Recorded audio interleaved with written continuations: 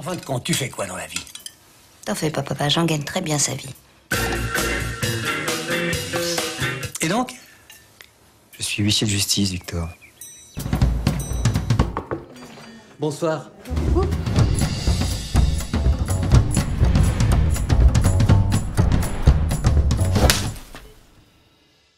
J'ai fait des stages vidéo quand j'étais toute jeune, 15-16 ans, dans lesquels on avait l'occasion de filmer, de prendre le son, de faire des petits films, et puis de les monter.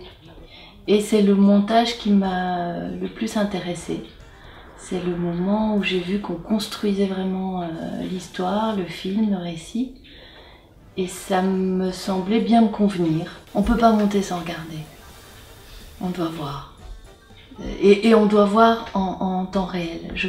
Voir en accéléré, je pense que ça ne marche pas non plus. Il faut voir ce qui se passe dans la matière. J'aime cette ville, et pas seulement pour la beauté placide de ses arbres.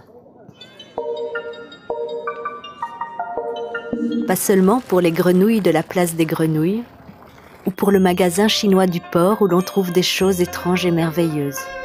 On parle souvent de rythme quand on pense montage. Je crois que le rythme, il doit venir du sens. Je pense que ce n'est pas une bonne façon de faire de vouloir commencer à penser rythme. C'est-à-dire que se dire on va faire un film rapide ou on va faire un film lent, ça n'a pas de sens en soi. On doit trouver le rythme qui est juste par rapport à ce film-là. Et ça va nous être indiqué par la matière elle-même, puisque dans les plans, à l'intérieur des plans, il y a déjà un certain rythme. Et donc pour moi, le rythme n'est pas une réflexion préalable, c'est vraiment quelque chose qui vient de la recherche du sens, de la recherche de ce qu'on veut mettre dans le film. Je ne me pose pas la question du rythme en fait.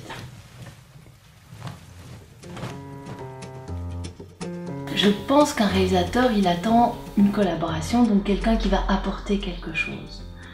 Un réalisateur a besoin que le monteur, d'abord, soit le regard extérieur, qui va venir voir ce qu'il a fait et pouvoir lui dire « Ah ben non, ça, je comprends pas », et qui va lui proposer des choses. Donc, je pense qu'il attend aussi quelqu'un qui ne va pas essayer d'imposer sa vision, mais qui va essayer de comprendre aussi la sienne. Donc je crois qu'il faut faire preuve de sensibilité, il faut sentir, il faut faire preuve de réflexion, d'analyse, et pouvoir comprendre et traduire en mots pour discuter avec le réalisateur les problèmes qu'on perçoit.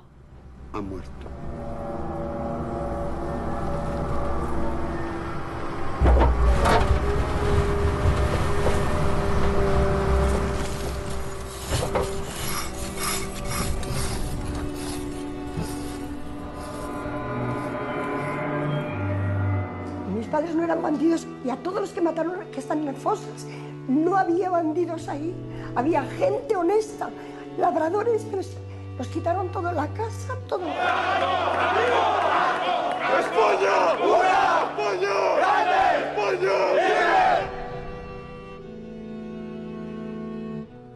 Bueno, la memoria de España, la memoria histórica, la memoria colectiva, es una memoria terrible.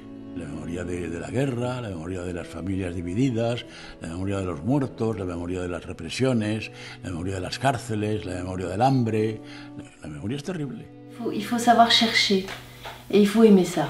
Je pense qu'il faut aimer la recherche, voir tiens qu'est-ce qui se passe quand je fais ça, ah mais tiens et si je faisais ça, et si on déplaçait cette séquence-là, qu'est-ce que ça raconte tout d'un coup. Donc c'est un travail qui demande aussi de la patience, c'est un travail qui demande oui, d'aimer remettre l'ouvrage sur le métier, c'est-à-dire de faire une première version, de voir ce que ça donne et de dire bon, il y a encore moyen de faire mieux, faisons ça autrement, essayons ça.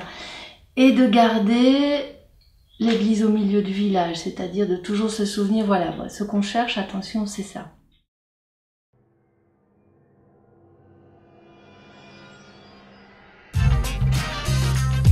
Les cinéastes ont besoin qu'on s'intéresse à eux, vous le savez.